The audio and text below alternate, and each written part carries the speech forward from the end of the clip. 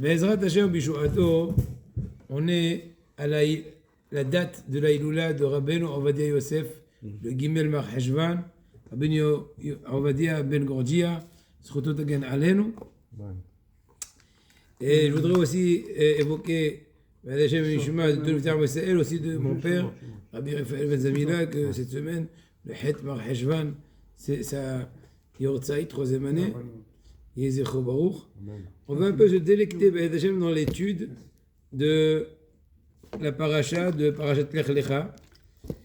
Alors le premier point, marqué au début de la paracha, que Kadosh Baruch Hu a ordonné à Avraham Avinu de quitter sa terre, son lieu natal et la maison de son père. En fait, d'Avraham Avinu, on peut apprendre un fondement extraordinaire. Lequel? Amen. Qu'une personne doit faire la volonté d'Hachem sans poser de questions. Même si apparemment des fois c'est difficile à nos yeux, on ne comprend pas très bien pourquoi, c'est pas logique, on ne pose pas de questions. On fait la volonté d'Hachem avec intégrité. Amen. Avraham Avinu, c'est complètement donné. Amen. Avraham Avinu, c'est complètement donné, il a donné son corps et son âme à Ur-Kasdim tout d'abord, avec il est rentré dans le four. Ur-Kasdim, Avraham Avinu est rentré complètement. Oui, mais après il est parti, après il y a eu tout l'épisode de Ur-Kasdim avec Nimrod, etc., qu'il a jeté dans la fournaise. Oui. Il y avait il était en Israël. Voilà, il y avait plusieurs étapes, plusieurs voyages. En tout cas, Nimrod, il a jeté Avraham Avinu donc dans la fournaise. Et Avraham Avinu était convaincu complètement qu'il était censé finir en cendres. C'est le premier croyant de l'existence d'Avraham Avinu qui a en fait propagé le nom d'Hachem, qui a donné son corps et son âme, qui était prêt à mourir pour la sanctification du nom d'Hachem. Akadosh Baruch Hu, l'unique du monde, il a sorti en fait Avraham Avinu, il a sauvé de façon miraculeuse, surnaturelle, au-dessus de toutes les limites, et il a fait sortir, oui. Qui était présent là-bas quand il avait. Il y avait tout, c'est marqué dans le Midrash que Nimrod, il a assemblé tout son peuple pour venir voir ce spectacle. Oui. Tout le peuple a vu. Bien sûr, ce spectacle, comment Avraham Avinu va être brûlé, c'est marqué une description incroyable, c'était un feu incroyable, c'était un feu avec des degrés incroyables. Avraham Avinu, tout s'est transformé comme un Gan Eden. Comme un jardin du plaisir, jardin du... Voilà. Avinu était à 10 épreuves, là, hein? Oui, 10 épreuves. Asara Nisyonot d'Asara Avraham Avinu, comme ce que dit la Mishnah dans Maseret Avot. Maintenant, Ma Todash Magia Avraham Avinu. Maintenant, a priori, qu'est-ce qu'on attendrait? Gratification pour tout ce que Avraham Avinu s'est donné, corps et âme pour Hachem. Eh bien, le début de notre paracha, laquelle? Hachem lui dit, va pour toi de ta terre, de ton lieu natal, de la maison de ton père. Va à une destination qui n'est pas encore, comment dirais-je, déterminée. Et là aussi, une nouvelle épreuve. On sait aussi très bien, selon plusieurs commentateurs, la majorité, l'Ech Lecha, c'est une des 10 épreuves. Parce qu'il y a une discussion exactement comment compter les 10 épreuves. Mais en tout cas, l'Ech Lecha, c'est une épreuve. Effectivement, comme si quelqu'un te dit maintenant, il vient, il te fait un message prophétique et il te dit, écoute, quitte ta maison. On dit, mais où? Il a dit, peu importe, pose pas de questions. C'est compliqué. Il n'a pas posé de questions. Il n'a pas posé de questions. Donc, Avraham Avinu aurait posé une question, laquelle? Il dit, après un tel Kiddush Hashem, sanctification du nom d'Hachem, je peux au contraire maintenant faire une révolution idéologique, révolution religieuse. Laisse-moi ici. Les gens qui ont été épatés du miracle qui a été fait pour moi, de par toi, laisse-moi faire des fruits. Et Shikan, mais il te dit, Avraham Avinu, Akadosh Baruch Hu, j'ai 180 000 convertis qui ont été convertis de par ce miracle-là. Avraham Avinu, selon après qu'il y a eu le miracle de Ur-Kasdim, Après le miracle. oui, de Ur-Kasdim, eh bien, Abraham Avinu, il a eu 180 000 disciples convertis, qui ont été donc émerveillés de par le miracle. 190. 180 000. Puis, lorsqu'ils ont eu le miracle, Voilà, ils ont fait. ils sont convertis. Exactement. Ah, Ils sont 180 000. convertis. 180 000. 180 000. Madame la Azov comme la c'est pas le meilleur moment de quitter les lieux. Il faut maintenant faire un séminaire, des encouragements, etc. Ah, mais Abraham Avinu, c'est ça le grand message. Faire la volonté d'Hachem sans poser des questions. Abraham Avinu, il ne pose pas de questions. Akadosh Baruch Hu, il a dit de partir, et ben on s'en va. Les 180 000 Sahaba, ils Talmidim à lui, Talmidim qui ont quitté Nimrod. Mais Akadosh Baruch Hu, il Akadosh Baruch Hu, il a par contre promis, malgré le fait que la destination n'est pas déterminée, tu auras des enfants, de la richesse, encore plus que cela. Venivrechu becha kol mishpeot ha'adama, traduction, toutes les familles de la terre vont se bénir de toi, en d'autres mots. Quand tu veux souhaiter à ton enfant le meilleur des meilleurs, tu dis, tu sois comme Abraham. Ce que je veux te dire maintenant, c'est écrit dans Korbanot. Hazak. Exactement, exactement. Comme le sable de la Tous les mer. matins, on lit la Hakeda. Comme le sable de la mer. Voilà, comme c'est d'autres choses encore. C'est une autre bracha. Maintenant, c'est-à-dire que toutes les familles de la terre, ils vont se souhaiter d'être comme Abraham. Adraba, Kacher ou Sov Magal Eretz Israël, Vine Vayel Baaretz. Maintenant, nouvelle difficulté. Après les promesses, au début c'était contradictoire. Après, il a quand même écouté Akadosh Baruch Hu, il est parti. Il a été encouragé par des promesses de richesse et tout. Et exactement quand il arrive en Israël, qu'est-ce qu'il trouve la première chose? La famine. On parle de mal en pire apparemment. Et Rachid dit que dans tout le monde, il y avait de la nourriture. C'était qu'en Eretz Israël, il y avait la famine. Et c'était en fait pour la seule raison de mettre en épreuve Avraham Avinu. Là aussi, de nouveau, Avraham Avinu ne pose pas de questions. Il sait très bien que son but dans le monde, c'est de faire la volonté d'Hachem. Donc faire la volonté d'Hachem, c'est pas qu'on comprend. Quand tu comprends, il n'y a pas de mérite. C'est logique. Autrement, tu es bête, tu n'écoutes pas Hachem. Mais quand tu ne comprends pas, c'est là que la émouna, ou la foi et la croyance en Hachem est en évidence.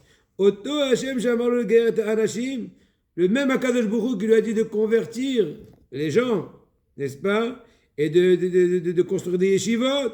C'est lui qui te dit maintenant, allez, roule, voyage. Donc, peu importe si j'ai cessé le séminaire que j'ai pensé faire après Ur-Kasdim, si j'ai souhaité voir la richesse en Israël alors que j'ai trouvé maintenant la famine, peu importe, je roule avec la volonté d'Hachem. Je n'ai pas de questions.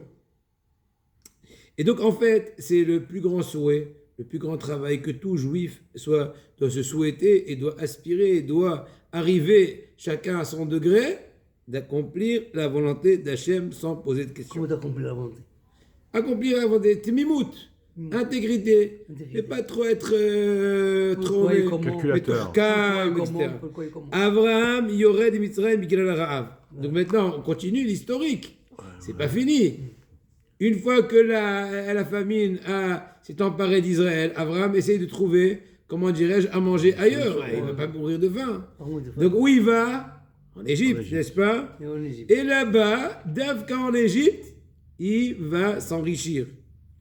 Il sort avec beaucoup de cadeaux, parce que tout l'épisode avec la femme avec Pharaon qui a essayé de se marier avec la femme de Avraham Avinu, avec Sarah Imenu, ça n'a pas marché, il a été, etc.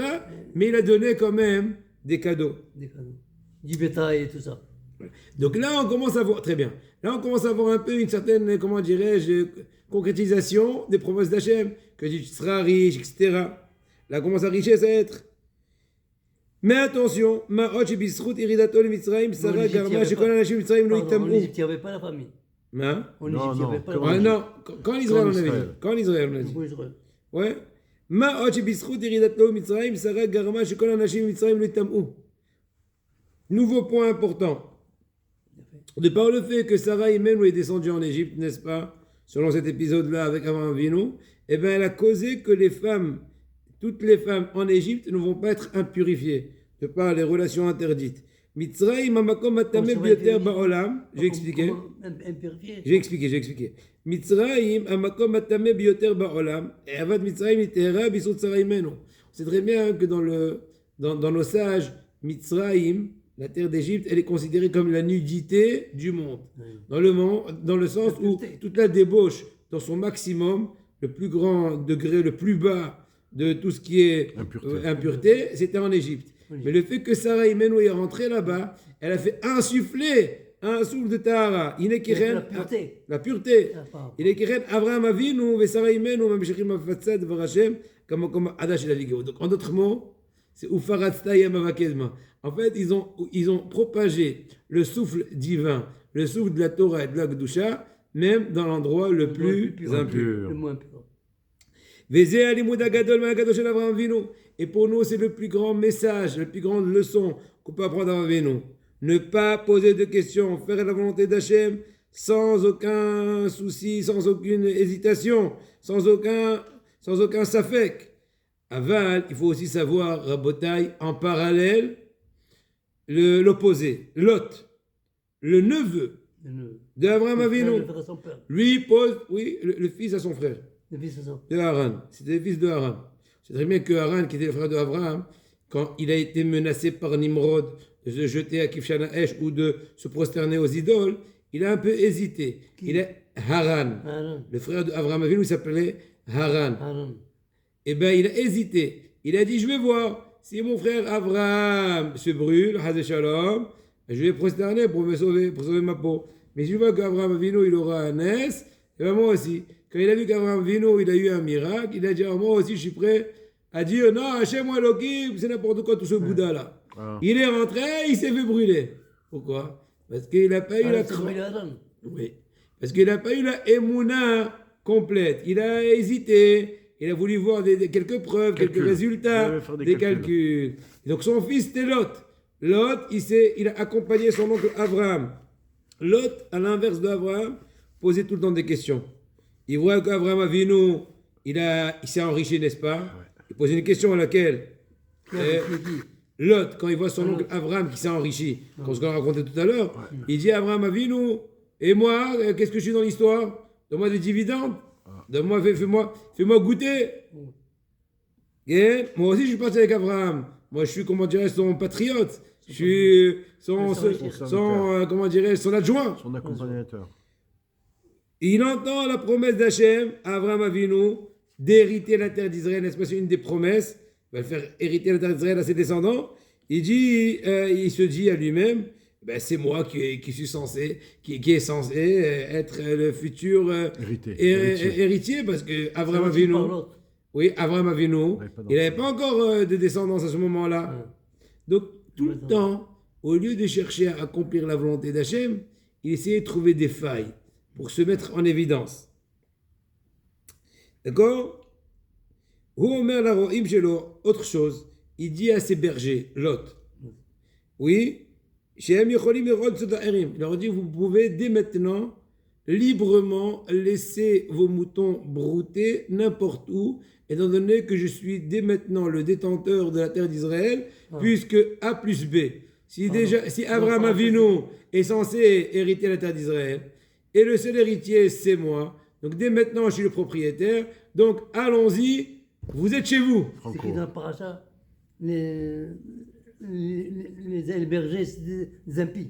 Voilà, pourquoi des impies? Parce qu'en fait, Abraham Avinu, on n'avait pas encore reçu la terre. C'était juste une promesse. La promesse n'a été accomplie que plus tard.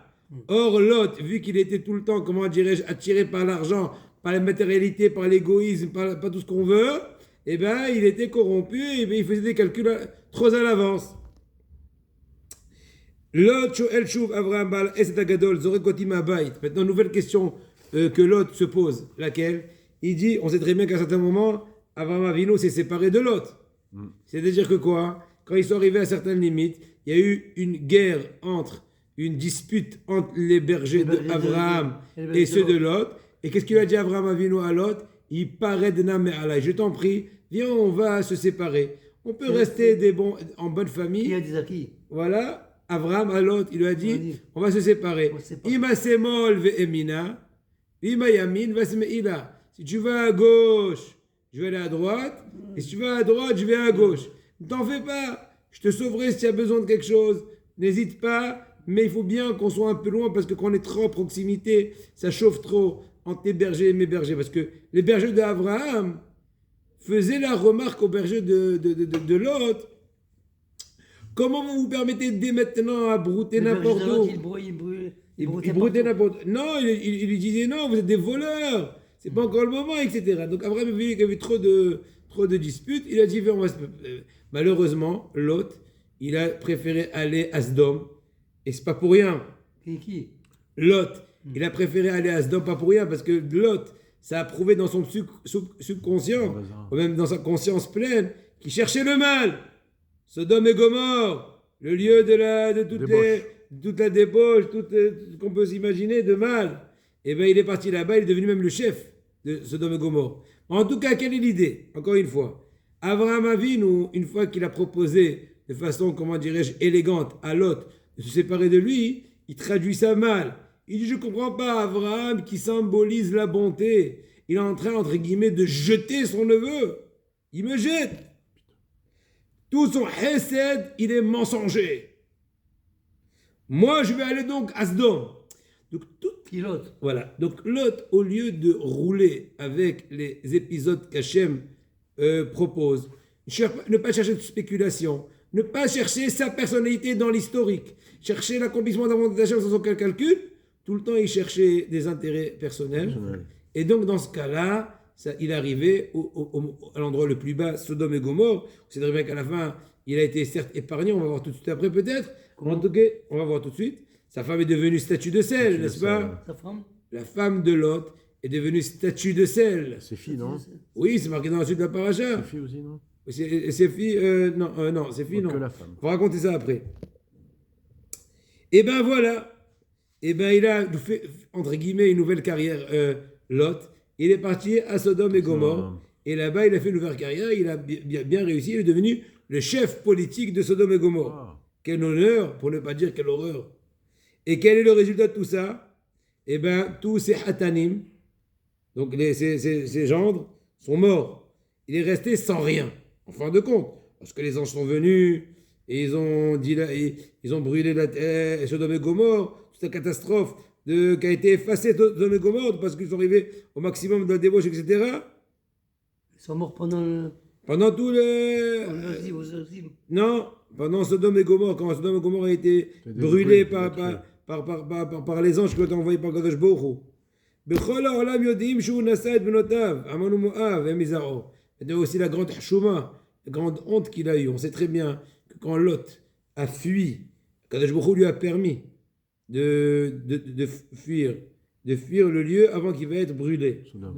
Sa femme, il leur a dit, mais par contre, vous n'avez pas le droit de vous retourner voir comment Sodome et Gomorre sont en train de se brûler, parce que vous-même, vous aurez dû être avec eux.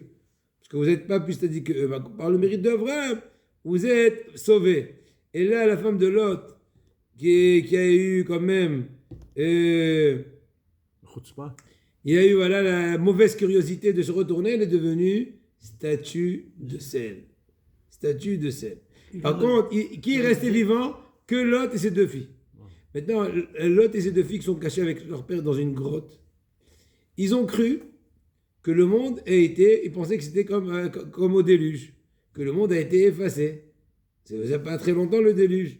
Donc il a dit que puisque c'est la fin du monde, on va essayer de recréer le monde, de donner continuité à l'humanité, à l'espèce humaine. Donc ils ont eu l'idée de faire boire leur papa, Lot, et aller avoir une relation avec lui pour pouvoir assurer une continuité. Une, elle a appelé Amon, le fils qui est né, il s'appelle Amon. Le mot Amon, c'est Am, mon peuple. C'est le peuple à moi, en d'autres mots, le fils de son père. Le fils de qui? Le fils de son père. Elle a enfanté de son père. Donc Amon, c'est mon peuple, en d'autres mots. Parce que c'est le fils de... L'autre, il l'appelait Moav, pire. Elle était Utspanite. L'autre, elle a dit ça de façon plus claire. Moav, c'est Meav, deux papas. Les fils de Lot. Les filles de Lot. Les fils de Lot. Oui, les filles de Lot. Les filles. Amon ou Moav. Elles ont eu une relation avec leur père. On sait très Les bien vaches et les filles. que les Ammon et Moab qui ont été engendrés de par cette relation-là, c'était des peuples avec des très mauvaises vertus. Ils ont hérité toutes les vertus négatives de leur ancêtre Ammon, Lot. Bien que, et c'est une parenthèse qui n'est pas le sujet actuellement, plus tard, qui va sortir de Moab? Ruth, la Ruth. Moabite. Et David. Et de là-bas va sortir David, et de là-bas va venir Mashiach. Donc c'est des secrets de la Torah. Il faut comprendre comment, même du pire des mâles, Akadosh Baruch Hu, il fait sortir Ammon. le meilleur des meilleurs. D'accord, mais en tout cas, Ou Ahav Mammon. On sait très bien que Lot aimait l'argent. Il courait après l'argent. Il était fou d'argent. Eh ben, c'est ça, tout ça son Qui problème. mélange, j'ai oublié déjà. Comment? J'ai oublié qui met l'argent. Ben oui. Moi, dans le passage d'après, qui mélange, j'ai oublié son nom. Dans la paracha d'après, qui aimait l'argent? Qui met l'argent qui s'écrit. Ah, Ephron Non, peut-être. pas Ephron, non. Ah, il faut réfléchir. J'ai oublié son nom. On va réfléchir, on va se rappeler. ובניו אוהבים את ממונם, עד שאין מוכנים לתת להם לעם שהולך במדבר אפילו לאם ומים תשלום. La même chose, les descendants de Lot, ils étaient aussi fous d'argent. Et la preuve que quand Am Israël a quitté l'Égypte et était au désert, chemin, ouais. ils avaient soif, ils ont demandé à Ammon Moab, donnez-nous à boire. On est des cousins, derrière cousins. De Lot. Vous êtes descendants de Lot, nous les descendants d'Abraham, l'oncle de Lot. Donnez-nous quelque chose. C'est payant, monsieur. C'est payant. Pourquoi? Tout le temps, ils cherchent le bénéfice. Le bénéfice, spéculation, l'argent. Ils sont aveuglés par leur profit. Et là aussi, donc, ils ont hérité ça, de Lot. Voici un peu une antithèse entre Abraham, deux opposés, entre Abraham et Lot. Et voilà de Lot, et là on va mettre en évidence le point qu'on a commencé à dire tout à l'heure. Il a eu deux filles, chez Mehem Kol Malchut Bet David. Comme ce que je viens de dire tout à l'heure, que toute la royauté de David est eu de ces deux filles-là, Ammon et Moab. C'est vrai que le peuple Ammon et Moab, qui ont été issus de ces relations, ont été des peuples qui ont été corrompus dans leur vertu. Sorti, comment ça? On va voir tout de suite. Ruth a été à Epermilot. Ruth était à l'inverse de Lot, son ancêtre. Elle abandonne tout. Elle va après sa belle-mère, ou en Eretz Israël. Naomi, sa belle-mère, la met en garde que personne ne voudra la marier. Étant donné qu'à l'époque, ce n'était pas évident qu'on pourrait marier une Moabite, c'est une très grande discussion. C'est marqué le Ammon ou Moab, dans la Torah, n'a pas le droit de le recevoir en conversion. Il y avait une discussion, c'est que les masculins ou même les féminins, les féminines. Qui c'est Ammon? Qui c'est Ammon? Tout le peuple qui descend de Ammon. Ammon, c'est le fils qui est né de Lot avec sa fille. Et donc le peuple qui est descendu s'appelle le peuple de Ammon. Notre peuple s'appelle le peuple de Moab. Il y a un Et bien, descendant il y a une maintenant halakha, hein? Il y a une descendance maintenant là ou Non, pas? aujourd'hui, on ne sait pas déterminer chaque peuple d'où il vient. Même les Mitzrim aujourd'hui, mélangé, même les Mitzrim aujourd'hui qui sont en Égypte, c'est pas les Mitzrim qui étaient à l'époque de Pharaon. C'est pas l'époque. Parce que Sanheriv, à une certaine Ouais, époque, c'est ça. le roi Sanheriv, l'empereur Sanheriv, il a changé entre les peuples. Il a pris, imaginons, les peuples africains et les a mis au pôle Nord, et ceux d'Australie les a mis en Amérique. Il les a mélangés. Moi, j'ai pensé les Égyptiens, En Amérique, bon. les descendants de Pharaon. Non, aujourd'hui, c'est pas la même chose. Donc, en tout cas, maintenant, ce qu'on te dit ici, qu'il lui a dit, sache que c'est pas sûr qu'on pourra te convertir et personne ne pourra te marier, donc j'ai aucun intérêt de me suivre. N'oublions pas aussi que Ruth était la fille du roi Eglon, le roi de Moab. Donc, elle était vraiment une princesse. Elle avait toute la richesse. Elle était prête à abandonner toute la richesse de son père, aller être comme une pauvre, ne pas avoir aucune chance peut-être, était prête à ne pas avoir aucune chance de se convertir, ni d'être convertie, ni d'être mariée, ni d'avoir une descendance, mais suivre Naomi. Yoda Zeoretzon Hashem. Qui est Naomi? Naomi, c'est sa belle-mère. Sa belle-mère. Oui, comme ce qu'on lit dans la Shavuot, la Megillat Ruth, qu'au début, Ruth était mariée avec le fils de Naomi, il est mort, et elle n'a pas voulu quitter sa belle-mère. Elle a dit, je vais continuer avec toi. Yoda Zeoretzon Hashem, la reine Osa et Amotel Alea. Et c'est que c'est la volonté d'Hachem, donc, elle dit, Ruth, je fais ce qu'il me doit. Eh bien, on sait très bien toute l'histoire de Ruth, qui a été prête de vivre avec pauvreté. Elle a un tel point qu'elle arrivait à rassembler quelques grains d'orge dans les champs de Boaz.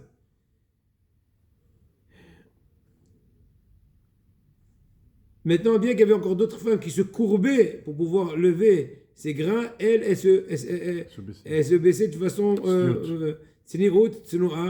par pudicité, n'est-ce pas? De façon pudique, pardon. Et pour pouvoir. Il y a deux façons de se courber. De toute façon, moi, tout ça rabotaille. Ruth Amovia, je vitra à la colle que David Starev, qu'à Israël, Zarta, je David. Et ben voilà. D'elle, elle a eu le mérite. Quelques générations plus tard, David Améler est sorti d'elle. On raconte d'ailleurs. De Ruth. On raconte d'ailleurs que c'est marqué Vayasimu, qui c'est la M, Améler, et on dit c'est qui Améler, Imach Malchut. C'est Ruth. Ruth a eu le mérite de s'asseoir auprès de David, son arrière-petit-fils, quand il était roi, donc elle a vécu longtemps. Naama c'est un Ammonite. Naama, c'est une Ammonite. Au début, Ruth, c'était Moavia. Donc ça vient de Moab. Un des enfants de l'autre, quoi. Avec une des filles. Et l'autre enfant de l'autre, avec l'autre fille, s'appelle Ammon. C'était la fille. Un des enfants de l'autre. Hein? Oui, Ammon, Moab. Ammon. Naama Ammonite a été bito chez le Nahash Melech Ben Ammon. Donc c'était aussi la fille d'un roi. Le roi il s'appelait Nahash, le roi de Ammon. Kacher Gora Shlomo Amelech al yedei Ashmedai. On sait très bien l'histoire, l'épisode où Shlomo Amelech a été chassé de par le démon Ashmedai. Pendant 1 an, David Amelech errait à droite et à gauche en Israël avec son bâton.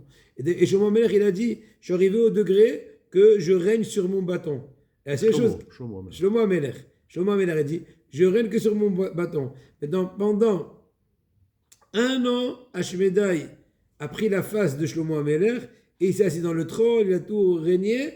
Qu'un beau jour, ils se sont rendus compte, ils ont vu qu'il avait des pattes de poule, etc. Ils ont envoyé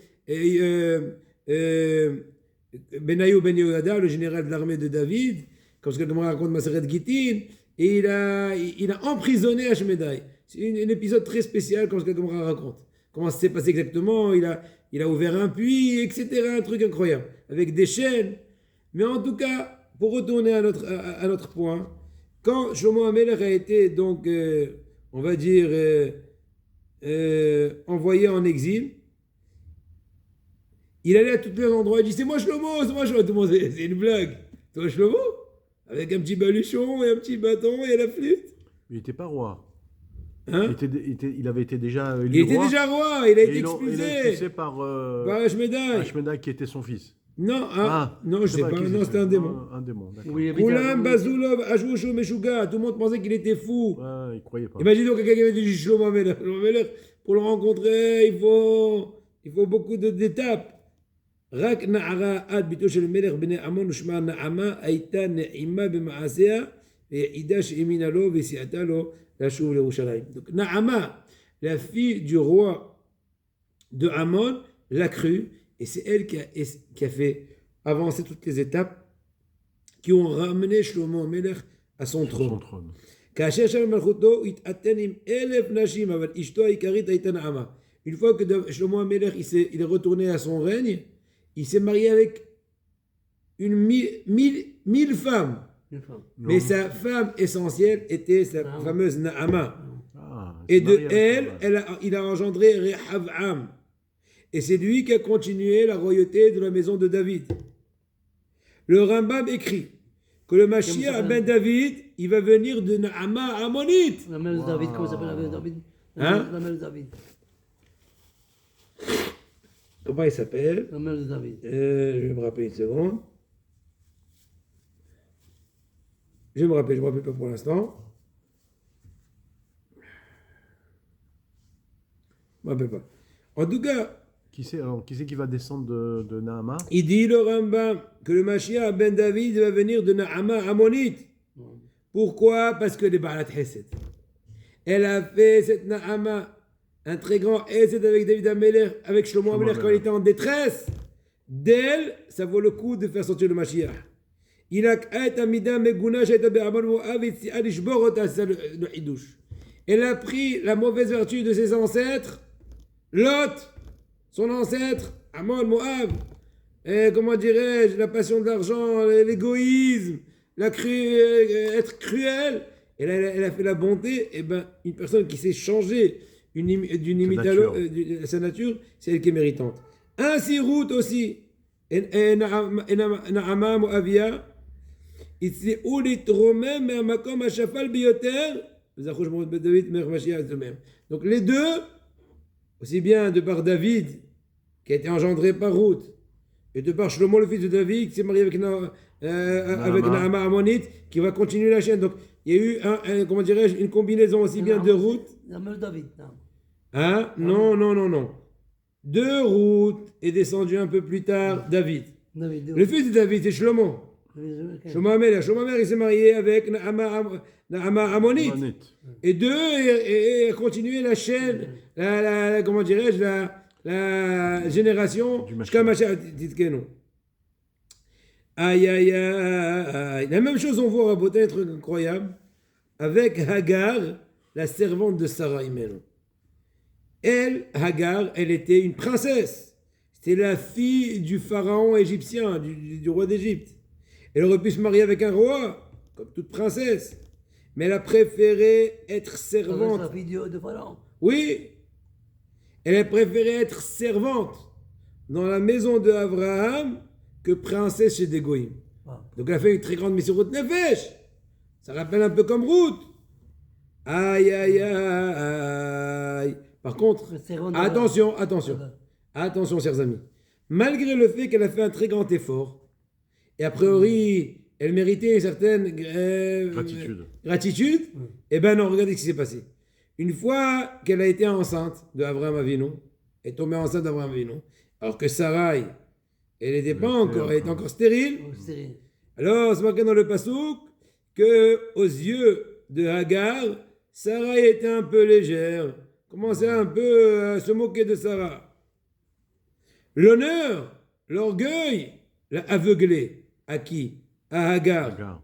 Jusqu'à qu'elle s'est permis à humilier Sarai.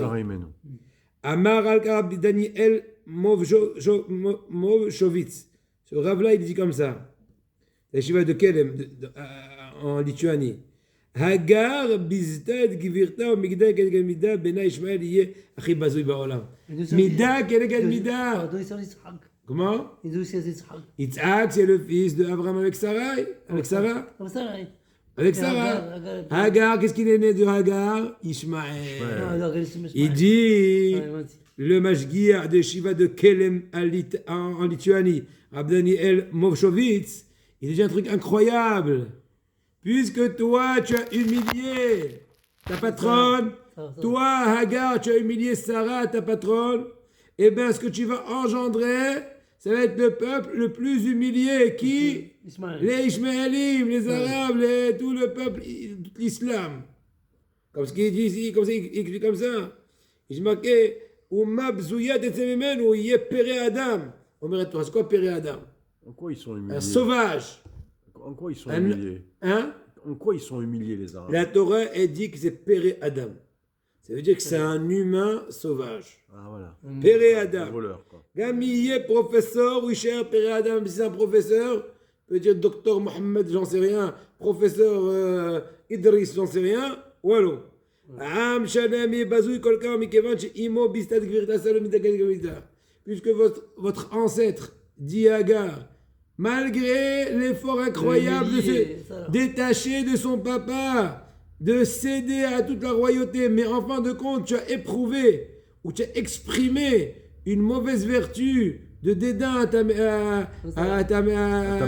maîtresse, ta patronne, et bien, Mida Kelgad Mida. Donc, Asher Yishaval et Bet Avraham, Malamlar Chouvi Vitani Ta'adadea. D'ailleurs, quand l'ange s'est dévoilé à Hagar, il lui a fait la remarque, il lui a dit, tu peux retourner chez Abraham, mais attention, il faut te soumettre à Sarai.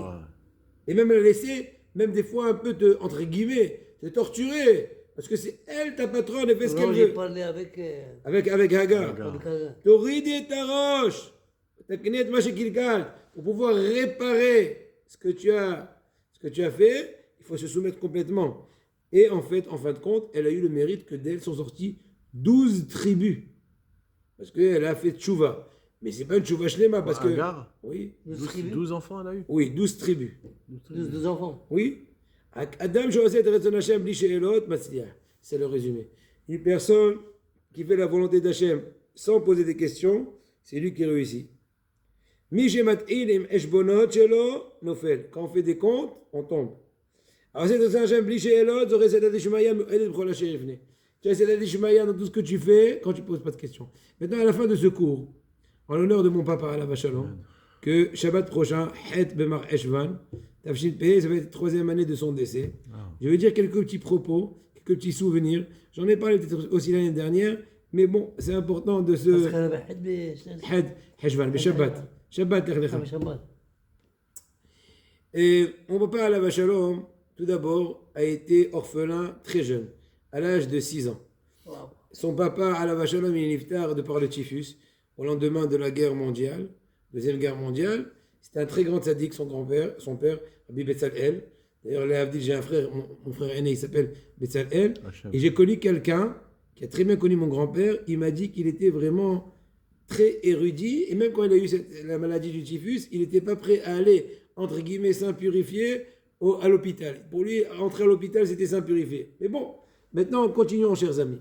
Ça, c'était un premier point. Maintenant, mon papa avait une vertu extraordinaire de sensibilité.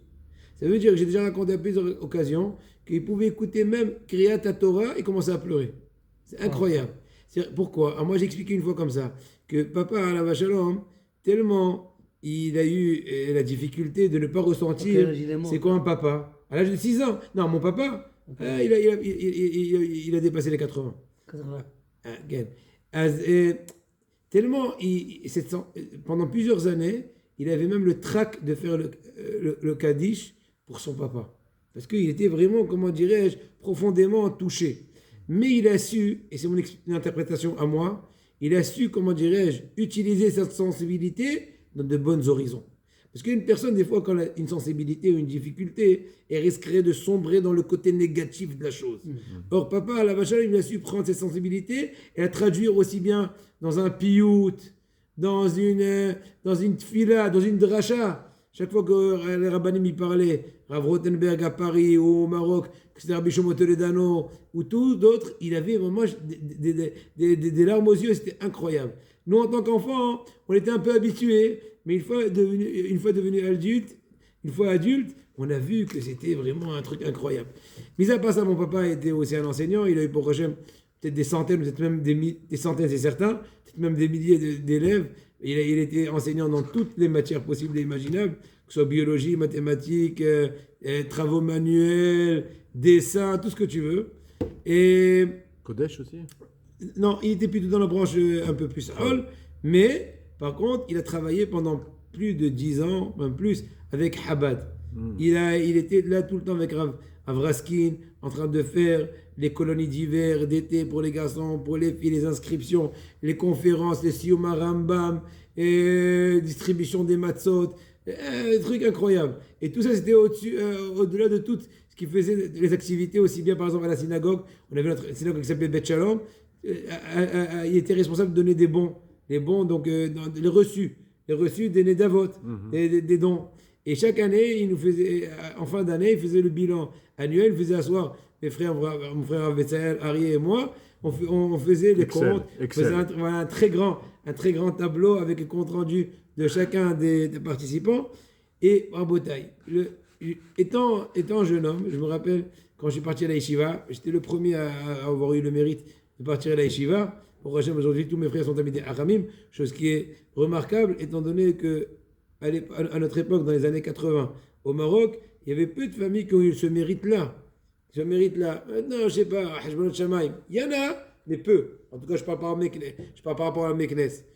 Et en tout cas, je me rappelle, quand je suis parti à la yeshiva, il me disait tout le temps, on est fiers que tu étudies la Torah. Bien que bon Hachem, j'ai fait des bonnes études, j'avais des bons résultats. Je n'ai pas choisi la Torah parce que je pensais que j'aurais pas pu faire une carrière. C'est parce que j'ai eu l'exemple de mes oncles, etc.